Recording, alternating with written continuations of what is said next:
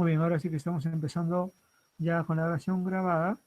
Vamos a ver esta actividad y vamos a analizar primero los textos, ¿ya? Luego vamos a ver algún video para ver de qué estamos tratando.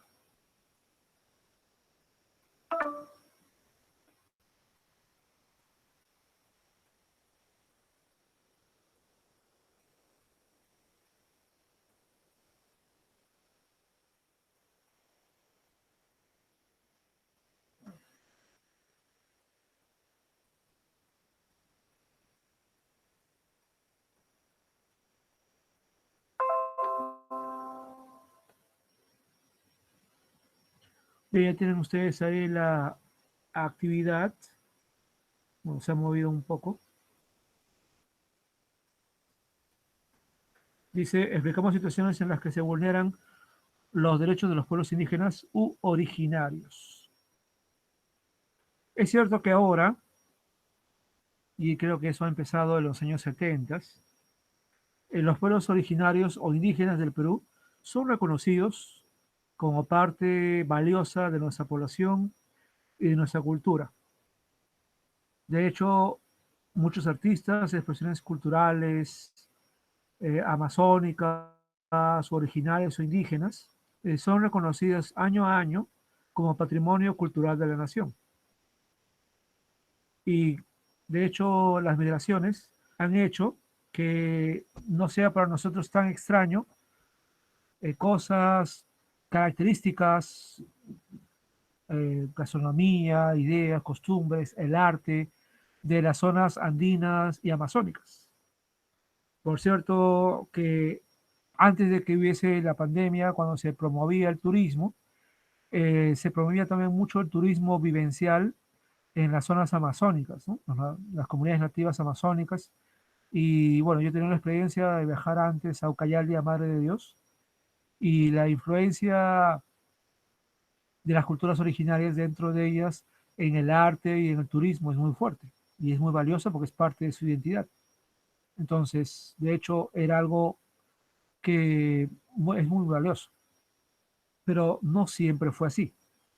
Y queremos ver en esta oportunidad una época terrible de nuestra historia para las culturas nativas o los pueblos nativos, que fue la era del caucho o el boom del caucho, y que se dio justo a inicio del siglo XX, fin del siglo XIX e inicio del siglo XX, y que implicó una gran riqueza para un grupo de personas aquí en el Perú, también en Colombia, en Bolivia, en Brasil,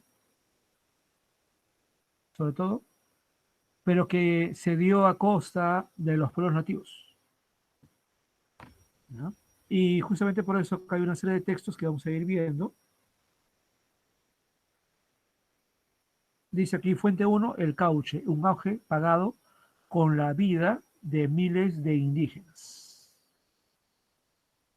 Y hay la foto de un francés, de un geógrafo francés, con indios. En ese caso, tal vez sean de Perú, tal vez sean de Colombia o de Brasil. Aquí hablan del Putumayo, y bueno, Putumayo es una zona que ahora es de Colombia, ¿no? Lo que el texto menciona es justamente cómo a inicio del siglo XX, sobre todo, hasta el declive, o sea, la caída en 1914, el caucho, el caucho natural, tomó una gran importancia. Recuerden que estamos en la época de los primeros autos. Los primeros autos se desarrollan justamente en ese siglo XX y por supuesto esos autos usaban pues ruedas, ¿no? Y las ruedas se hacían de un caucho, del caucho, ¿no? Lo que llamamos las llantas, ¿cierto? Pero el caucho era el caucho natural. Todavía no había el caucho sintético, que justamente fue creado por los alemanes, justamente para no tener que comprarnos el caucho a nosotros, o a Brasil, o en África, ¿no? Inclusive algunos países tuvieron otro éxito al encontrar ese mismo caucho, o un caucho muy parecido, en sus colonias, ¿no? En el caso de Inglaterra, por ejemplo, que entre su imperio colonial encontró un reemplazo al caucho nuestro, o brasileño, colombiano, y lo encontró en su territorio de África, ¿no? Su imperio colonial africano, con lo cual ya no tenía que comprarlo, sino tenía que simplemente explotarlo ahí. Y los alemanes, que no tenían muchas colonias, lograron crear un caucho sintético, o sea, fabricado en fábrica, ¿no? Fabricado en industrias, con lo cual también ya no era necesario comprar, ¿no? Eso fue lo que llevó al fin de esta era, de este boom. Pero en los primeros años no fue así, ¿no? Y el caucho se convirtió en un negocio muy rentable. Y bueno, los gobiernos no les interesó mucho porque era la selva, ¿no? No le importaba la selva en aquella época. Y de tal manera tampoco les importaban los nativos porque recordemos que en el siglo XX todavía en gran parte del mundo había una ideología racista que proclamaba que lo blanco, entre comillas, era bueno y todo lo que era mestizo, indígena o africano era malo, ¿no? La idea de racismo era una idea muy asentada en todo el mundo, de tal manera que se hablaban inclusive de las cinco razas, ¿no? Obviamente la raza blanca, o sea, europea, entre comillas raza, porque saben ustedes que las razas no existen, era una raza superior, mientras que los africanos eran los peores, los más oscuros, y los indígenas eran una cosa intermedia, ¿no? Y ya hemos visto, creo, en otros textos anteriores, cómo había una visión muy negativa de todo lo que no era europeo. Entonces, esa idea era aquí muy asentada o muy considerada, de tal manera que cuando comenzaron a ver que había este recurso del caucho y que los nativos sabían usarlo, porque ellos también ya lo usaban antes, y se dieron cuenta que ellos sabían dónde había ese caucho, para muchos, entre comillas, empresarios, la solución fue simplemente ir ahí a la selva, en este caso nuestra Amazonía, ¿no? Y bueno, primero contratar a los nativos, pero luego ya no fue solamente contratar para encontrar, sino elementalmente fue esclavizarlos, capturar a la gente y literalmente obligarlos a extraer o buscar o conseguir el caucho que luego se comercializaba. Y esto fue algo terrible. Mencionan acá a los Bora, los Huitoto, los Ocaina, Andoque y Resigaro, como pueblos que prácticamente fueron esclavizados para lograr crear grandes fortunas. Por ejemplo, aquí se menciona primero a los hermanos Arana y hermanos, y luego menciona también a Julio César Arana, ¿no? Que creó la Peruvian Amazon Company. Interesante, ¿no? Porque creó esta empresa y esta empresa no la fundó acá en Perú, sino que la fundó en Inglaterra. ¿Cuál era la idea? Bueno, la idea era que ninguna ley peruana lo tocara, porque por supuesto, al ser una empresa inglesa, las leyes peruanas no podían influir en ella. Y sin embargo, eso fue también lo que nos salvó, ¿no? Porque una autoridad británica que se enteró de esas cosas, Roger Casement, que luego fue un eh, patriota irlandés.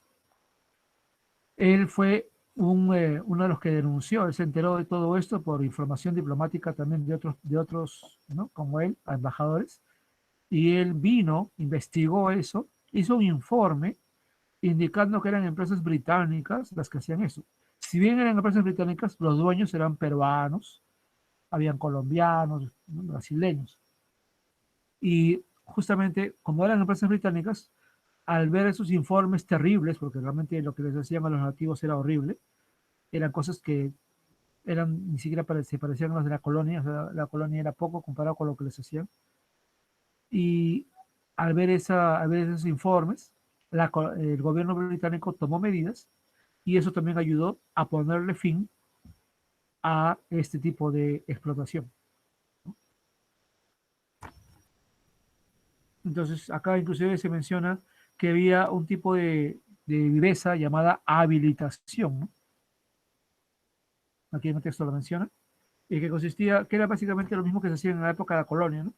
Venderle cosas a los nativos a precios muy altos y exageradamente altos, de tal manera que quedaran endeudados y decirle, mira, tú me debes, así que págame con la shiringa, o sea, el caucho.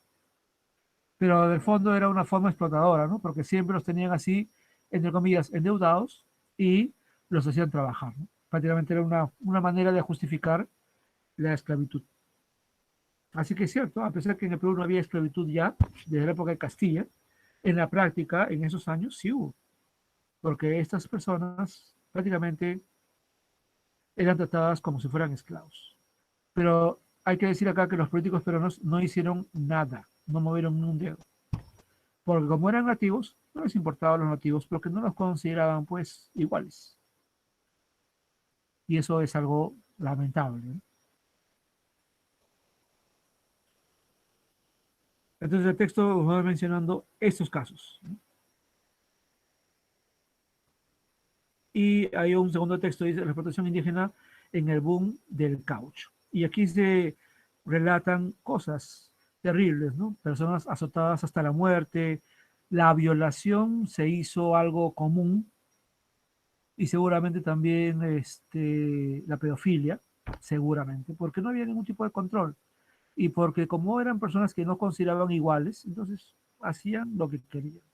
De hecho, muchas personas que no podían trabajar seguramente eran, y los informes indican que eran asesinadas, porque decían, si no me sirves de nada, ¿para qué te voy a dar de comer? Así que los mataban. Y nada se hacía, no se hacía absolutamente nada, nada de ellos. Muchos pueblos lo único que hacían era huir, ¿no? Porque no había otra manera de que ellos pudieran enfrentar a estos grupos que además tenían apoyos políticos. Inclusive creo que Arana fue autoridad política. Obviamente, siendo autoridad política, él no iba a hacer nada contra su propio negocio, ¿no? Entonces, cualquier tipo de denuncia quedaba encarpetada, ¿no? Típico acá en el Perú, ¿no? Eso ocurre. Entonces, eh, dice aquí, en muchos casos, cuando los hombres y las mujeres habían sido tan cruelmente flagelados que sus heridas se pudrían, los racionales mataban a las víctimas por órdenes de su jefe de sección o por decisión propia.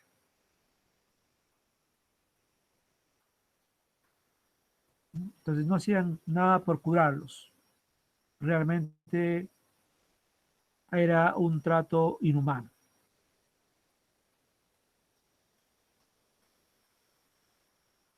Y mostraban, indicaban acá también que muchas veces los indios mostraban una fortaleza ante la tortura, no solamente califica de maltrato, sino que lo califica de tortura, y la muerte inminente de ellos ante ese tipo de cosas. Hablan de un explotador llamado Normand, que dice, Normand ha sido acusado de haberle cortado los brazos y las piernas a un jefe a quien había capturado e interrogado y que había preferido sufrir dicha muerte antes que delatar el refugio de los que habían huido. Entonces era mucho peor que en los tiempos de la colonia.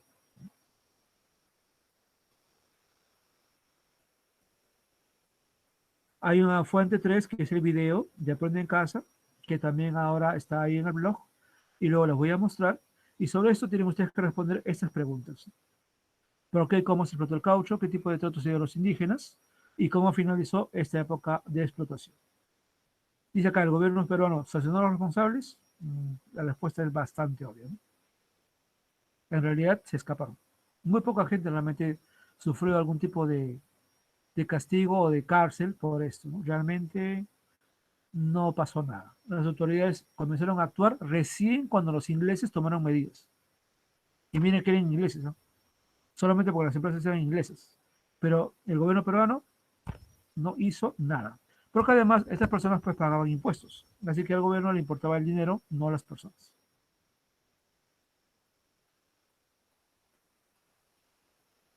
Y eso es importante tomar en cuenta porque lo que ahora, eso que pasó en esa época, es lo que se califica como trabajo forzoso.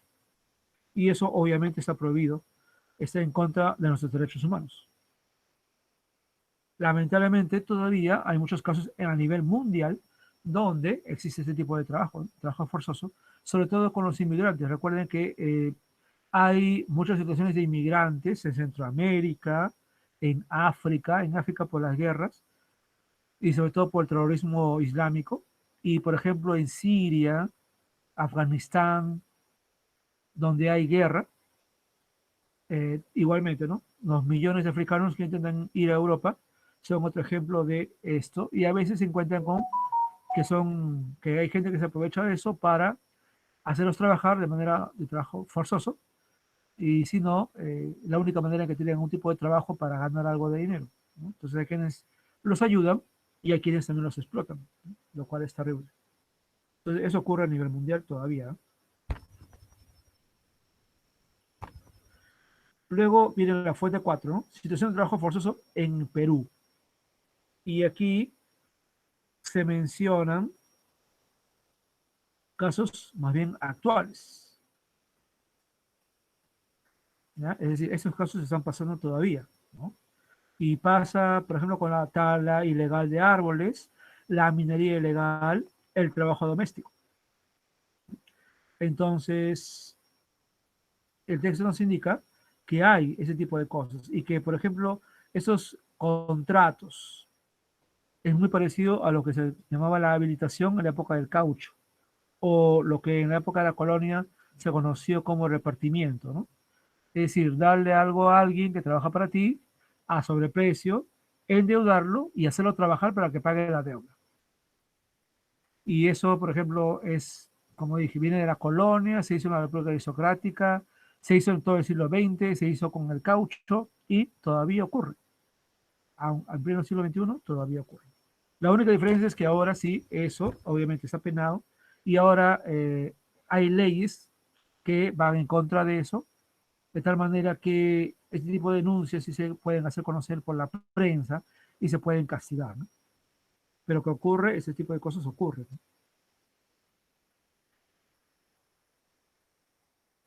Y acá también está el enganche, que es otra modalidad que en este caso también es crear deudas, dando anticipos de bienes de consumo a personas que trabajan para ti, de tal manera que les creas una deuda y luego tienen que pagarte y obviamente nunca terminan de pagarte porque cualquier cosa que necesitan se las das a mayor precio. De tal manera que prácticamente es una deuda impagable porque por más que uno gane algo, siempre la deuda aumenta. En la fuente 5 se habla de trabajo forzoso en el siglo XX. Solamente se menciona la habilitación y el enganche.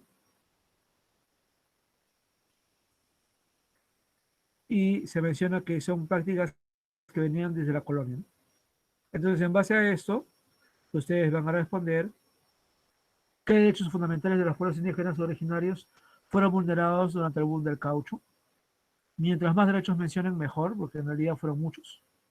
No es una respuesta simple, ¿eh? Es algo para realmente ver bien los derechos que tenemos y mencionar todos aquellos, muchísimos derechos, que prácticamente los borraban en aquella época. Claro que en aquella época, como dije, no se consideraba que ellos tenían derechos, pero los tenían, ¿no? Solamente que no eran valorados.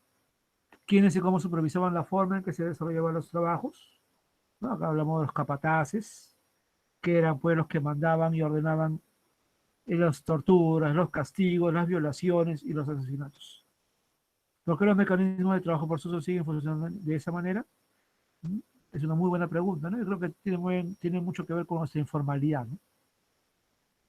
Recuerden que Perú es un país informal en cuanto a todo. Todo es informal. Los políticos, la economía, el trabajo. Acá todo es informal de una u otra manera.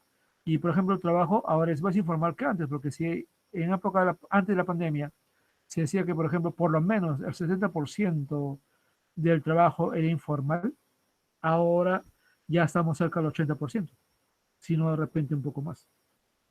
Y es que muchas personas han perdido su empleo, ¿no? O sus trabajos, o sus negocios. Entonces, claramente la informalidad ayuda a aquellas personas que se aprovechan de otras y los exploten con el trabajo forzoso. Por eso sobre esto ustedes van a completar un cuadro indicando aspectos del trabajo forzoso que ha cambiado y que permanece, lamentablemente. Entonces los textos 4 y 5 les dan la pauta de qué ha cambiado, aunque los cambios también tienen que ver con los derechos que ahora sí reconocemos que tenemos, y qué ha permanecido, ¿no? Que lamentablemente el método de engañar o de atrapar gente para hacerlo trabajar por poco, digamos que esencialmente creo que se puede decir que se ha mantenido, como he mencionado, desde la colonia hasta el caucho y hasta ahora. Sobre lo que acaban acá, o sobre lo que completan aquí en el cuadro, deben elaborar un texto. Ojo acá porque algunos se olvidan, ¿eh? Algunos no lo ven. Me ha pasado ya varias veces. El cuadro da una pauta básica, pero eso deben convertirlo en un texto ¿ya? Sobre los retos, en este caso, un texto en el que reconozcan, tomando en cuenta lo que está aquí, en el marco del Bicentenario, cuáles son los retos en materia de protección de los derechos humanos de los pueblos indígenas y originarios, ¿no? Tomando en cuenta que hay cosas que, de la explotación que permanecen hasta el día de hoy.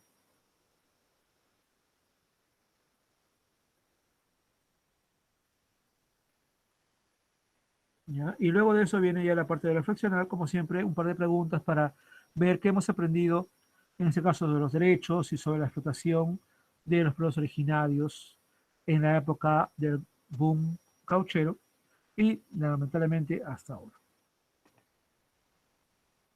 Vamos a ir viendo algo del blog. No sé si acá hay, hasta ahora hay algún tipo de pregunta, hay alguna duda por ahí. Nos estamos centrando en análisis de textos, como pueden darse cuenta. ¿Dudas sobre lo que hay que hacer?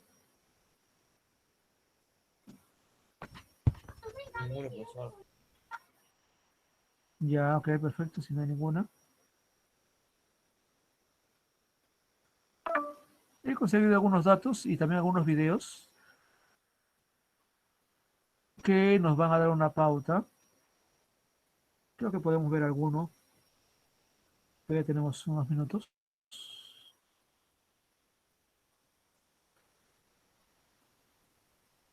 A ver, un momentito.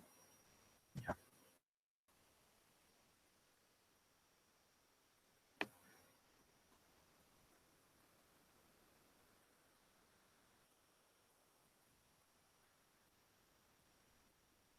A ver, un momentito, estoy buscando primero. Acá está.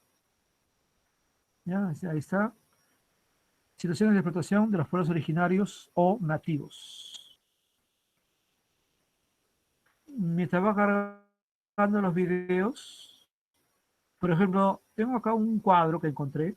Es interesante, miren ustedes, este cuadro nos muestra la economía peruana en los primeros 30 años. Esencialmente está el periodo de la República Aristocrática, que va de 1899 a 1919, y luego el oncenio de Leguía, que va de 1919 a 1930. Y ustedes pueden ver aquí que en esa época el Perú que producía algodón, algo y azúcar, en la costa, el caucho, esencialmente de la selva, lana, la sierra, petróleo, sobre todo de la costa, más que la selva en aquella época. Recuerden que en Piura ya se explotaba el petróleo antes que llegara a la selva. El cobre, también del andino, y hay, como siempre, otros, ¿no? Estas eran nuestras principales exportaciones. Pero miren, interesante aquí, ¿no? Lo más importante era el azúcar, por supuesto, de las haciendas costeñas, que estaban prácticamente desde Piura hasta Ica, Arequipa, que producían mucho azúcar que se vendía al mercado exterior. Pero luego de el azúcar, durante algunos años, unos 15 años, tal vez menos, poco menos, miren que acá está el caucho, miren, como segundo producto de exportación. Y eso ya es de 1905. Y en 1918, ya casi alcanzando al azúcar que había bajado en la producción, en 1910. Y ya el algodón ya había aumentado, pero miren ustedes cómo había aumentado el caucho. Miren, entre estos 5 años, cuánto había aumentado la explotación. Para lograr esto, obviamente, tenía que haberse explotado a miles de indígenas. Entonces, eso ya nos muestra el nivel de logro económico que tenían estos empresarios, pero a costa de los pueblos nativos. Y estoy seguro que una información parecida en Colombia, Brasil, Bolivia, nos mostraría datos muy parecidos. Ahora, acá tengo otro gráfico, y miren acá, y eso es evidente, ¿no? Producción de caucho, área del Putumayo. El Putumayo en esa época era peruano, ahora en gran parte es colombiano, ¿ya? Y eso, básicamente para que lo sepan, y lo creo que lo explicamos, bueno, para nosotros lo explicamos en quinto. Eso se dio porque en 1929 hubo toda una negociación por lo cual Leguía entregó lo que ahora es el Putumayo a Colombia para lograr que Colombia recupere algo de lo que había perdido por Panamá, porque Estados Unidos prácticamente le quitó Panamá a Colombia. Y también la idea era hacer esto para que Estados Unidos nos apoye y recuperáramos Tacna y Arica de Chile. Al final no se logró por completo, porque recuerden que Tacna volvió y Arica nunca volvió, ¿no? Así que se puede decir casi con seguridad que regalamos una parte muy rica de la selva casi por nada. Pero bueno, es lo que pasó en esa época. Y en todo caso, pero de lo que estamos hablando ahora es de una época en que esa parte era peruana. Y miren acá, en 1900, 15.000 kilos de caucho. Pero al año siguiente ya son 54.000. O quiere decir por lo menos 3 veces más. Obviamente, eso quiere decir cuántos nativos fueron esclavizados para lograr eso. Montones. Y miren, al año siguiente ya es 3 veces más. 123.000 kilos. Es decir, era simple para ellos esclavizar indígenas, esclavizar nativos, hacerlos trabajar hasta que mueran.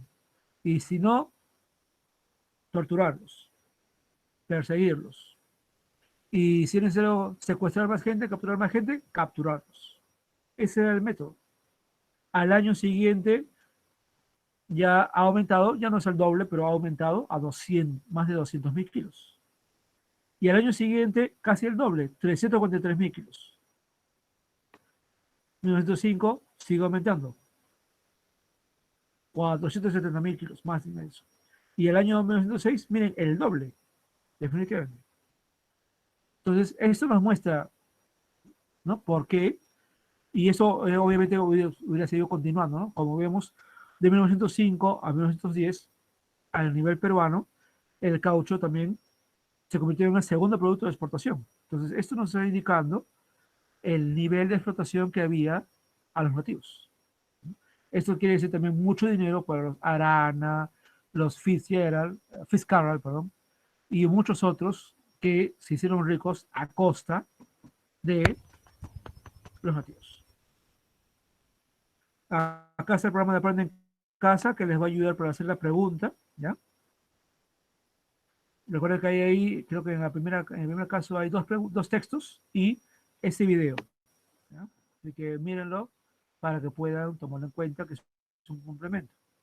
Ahora, yo les planteo ver, bueno, acá hay varios programas, ¿no? El caucho, cronología, la época del caucho, y esos eran los caminos por donde se explotaba el caucho. A ver, nos quedan 11 minutos. Vamos a ver. Este acá. Recomiendo ver todos, son 5 minutos, así que nos da tiempo. Este programa es financiado a través de los recursos del Fondo para el Desarrollo de la Televisión y los contenidos de la Autoridad Nacional de Televisión. Ese es de Colombia, creo.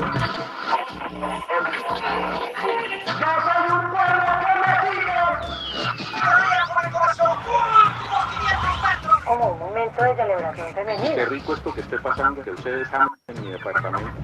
Definitivamente es colombiano. La fiebre del caucho. El árbol del caucho nativa de la cuenca del río Amazonas, que ya entrado el siglo XIX se convirtió en uno de los recursos más solicitados en el mundo. Países como Estados Unidos e Inglaterra fomentaron una auténtica fiebre del caucho que afectó a los pueblos indígenas de la Amazonía, recolectores principales de la preciada goma. ¿Sabe usted qué fue la fiebre del caucho? No, la verdad no. Pues es como una época en la que descubrieron que había mucho caucho cerca del Amazonas con la frontera con Perú. Los avances tecnológicos que impulsaba la revolución industrial hicieron que la demanda por el caucho aumentara durante todo el siglo XIX. La explotación de caucho afectó toda la cuenca del Amazonas. La llamada fiebre del caucho llegó a Colombia en 1880 y se tomó las aguas de los ríos Caquetá y Putumayo. Allí encontraron la variedad cauchera de Hevea guyanense, que aunque no era la mejor, estaba localizada en una zona con una abundante fuerza de trabajo indígena. Un campesino que podía gastar todo el día en la selva sacándole látex a esos árboles y por eso no les daban nada. Pero fuera de eso, disque les adelantaban prestándoles panela, con cuchillo, marretón, todo eso. Y después cuando ellos recogían el material al día siguiente les descontaban lo que les habían prestado El campesino vivía endeudado y nunca pudo levantar cabeza. Para la recolección del preciado látex en el Amazonas, se implantó un régimen de trabajo basado en el endeude. El negocio, planteado siempre en función de generar un endeude, fue mucho más allá de una transacción casi bancaria entre trabajadores relativamente libres y jefes. En cambio, se convirtió en un negocio forjado a fuerza de mano de obra esclavizada, sujeta a las casas comerciales, quienes en muchos casos eran dueños de las plantaciones de caucho, de las barracas donde se recibía el látex y se intercambiaba por mercancías, y de las casas compradoras que negociaban con firmas internacionales. Había una familia arana peruana que se dieron cuenta, aquí está la plata, y vinieron y se asentaron allá en las selvas de nosotros al sur del continente. Se volvieron unos explotadores impresionantes. Una de las casas comerciales fue la Casa Arana, propiedad del peruano Julio C. Arana, quien llegó a Colombia en 1880. Arana fue acompañado por la Marina del Perú, quienes le ayudaron en la conquista de la Huitosi, como era conocido el territorio de los huitotos. Los indígenas eran vistos por Arana como salvajes que podían ser tratados, explotados y esclavizados. Ya para 1901, Arana se asoció con la firma Larrañaga, Ramírez y compañía, quienes llevaban ya un tiempo explotando caucho en la región. En 1907, la empresa cambió su razón social para convertirse en la Peruvian Amazon Company. Mientras tanto, la población indígena sufrió un descenso radical y entre 1900 y 1910 murieron alrededor de 40.000 indígenas. Uno de los episodios más recordados de las caucheras fue la quema a una maloca huitoto a finales del siglo XIX a manos del colombiano Benjamín Larrañaga, uno de los grandes socios de Arana. Allí se exterminó el clan Renisay de los huitoto. Eso producía más que el café o que el petróleo de hoy en día. Era renglón de exportación. Hubo una firma norteamericana que acabó con todo ese negocio que se llamaba B.F. Goodrich. Y ellos inventaron la vulcanización y se acabó, y ahora son las llantas de ahora que ya no se necesitan los árboles, ahora se producen en los laboratorios. El negocio del caucho amazónico comenzó a decaer debido al aumento de plantaciones en lugares como Malasia o Java. Para 1914, el porcentaje del caucho amazónico respecto a la producción total de caucho en el mundo era de apenas el 27%, porcentaje que fue disminuyendo exponencialmente. La vorágine de José Eustacio Rivera y Canaima de Rómulo Gallegos relataron los ultrajes de los que fueron objeto indígenas de estas tierras.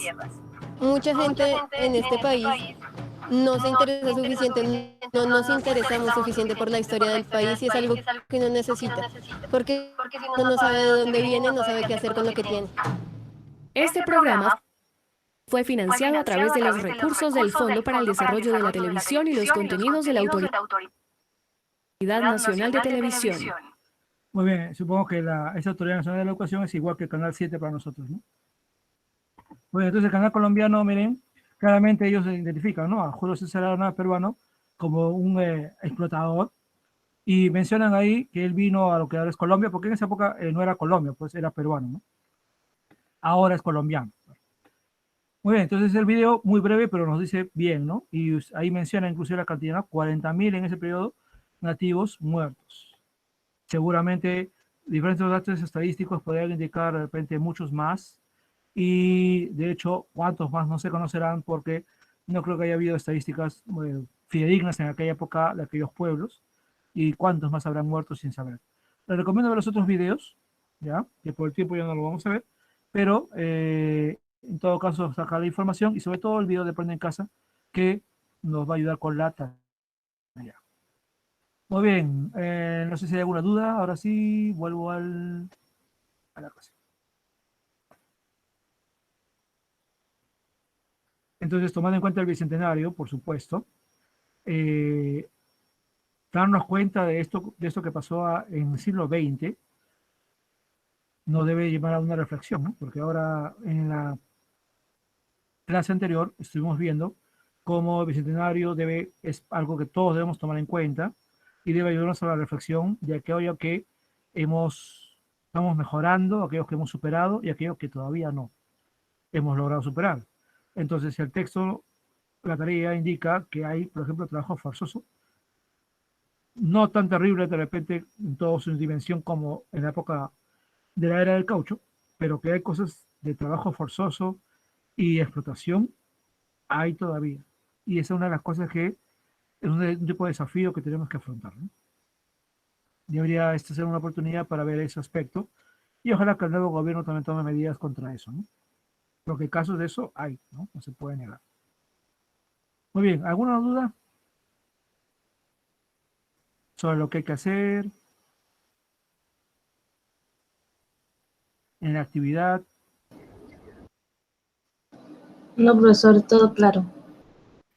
Gracias, Andrea. Profesor, yo tengo Bien, una entonces, pregunta si es respecto así, al tema.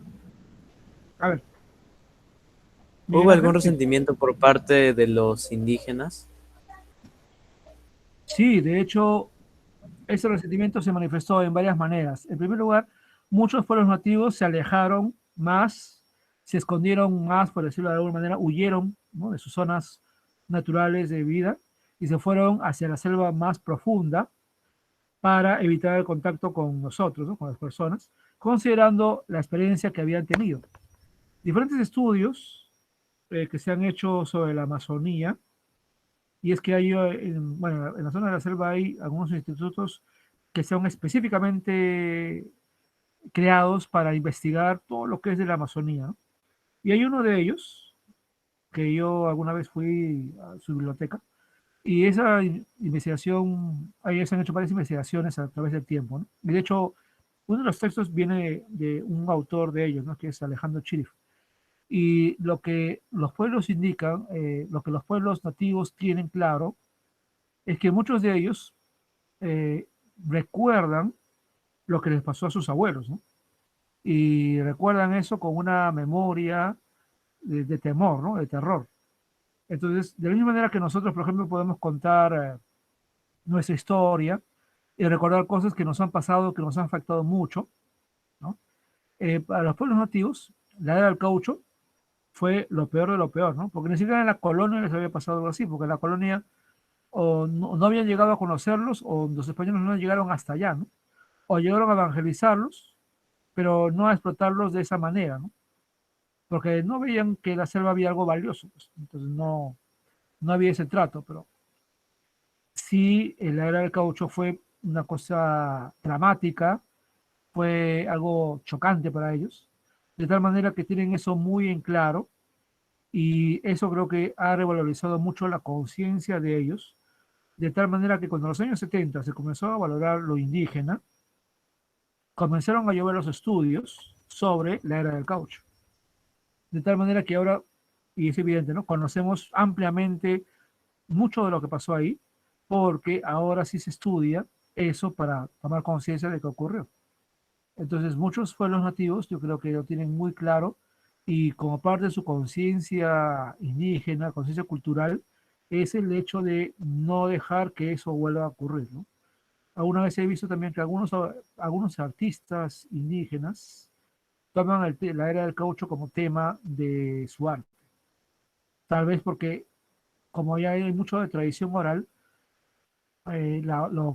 cosas que pasaron en sus pueblos se han ido transmitiendo entre los sobrevivientes, de tal manera que ahora él, que es también parte de un pueblo nativo, ha escuchado cosas y eso lo muestra en el arte, ¿no? Digamos que cosas así que se transmiten. Por ejemplo, muchos judíos que sobrevivieron al nazismo narraron de muchas maneras lo que vivieron y sufrieron, y ahora eso es parte de la conciencia del pueblo de Israel, ¿no? Por eso el pueblo de Israel es un pueblo recontra armado, recontra moderno, que no acepta problemas de nadie, ¿no? Y de hecho ahora es un poco abusivo, ¿no?, con los palestinos. Pero ¿por qué son abusivos con los palestinos? Porque prácticamente a ellos los maltrataron a lo largo de la historia, ¿no? Entonces ellos han tomado conciencia de eso y han dicho, ahora nadie nos va a tratar así nunca. Y Israel es un país que inspira respeto, ¿no? De la misma manera que creo que pasó eso a Israel, ¿no? Yo creo que a los nativos también les ha pasado mucho eso, ¿no? Les ha tomado conciencia de lo que nunca más debe ocurrir, ¿no?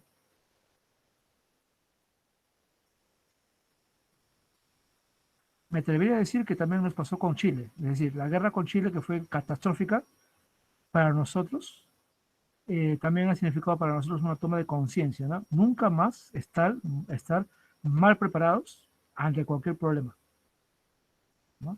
Y de hecho, nunca más ha vuelto a ocurrir algo parecido, ¿no? Ni siquiera con el tiempo del terrorismo. Entonces creo que ese tipo de cosas, y el terrorismo mismo, ¿no?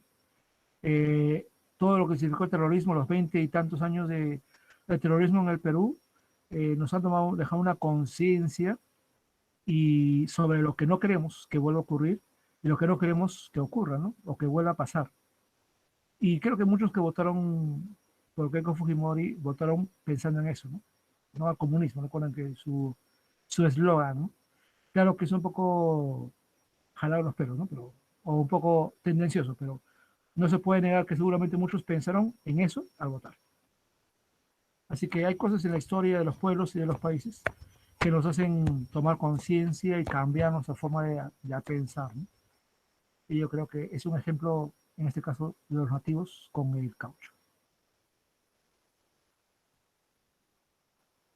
Buena pregunta, Miguel, muy buena pregunta. Muy bien, entonces, nada más recordarles que sigan con el plan lector, ya que siguen enviando al Jamboard las 2 preguntas que les tocan hacer. Igualmente, si alguien más se anima por ahí para participar en la ceremonia del centenario, perdón, también háganlo. Y lo que les comenté un poco esto de la gastronomía, se los voy a enviar por correo cuando sea el momento. Y si es posible participar, sería genial. Fuera de eso, la tarea actual es para este viernes. Recuerden que estamos a una semana de que haya un alto en las clases.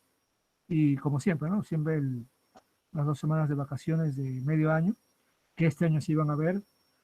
Y bueno, entonces estaremos ya llegando a una parte, acabando con las actividades de julio del Bicentenario, por supuesto, y en agosto empezaríamos con otra actividad. Así que por favor pónganse al día, sigan avanzando y bueno, seguiremos en la próxima semana si no hay mayores preguntas. Antes que nada voy a acabar la grabación, un ratito por favor, y voy a pasar lista, ¿ya? La lista virtual. ¿Ok? La grabación se enviará más tarde, como siempre.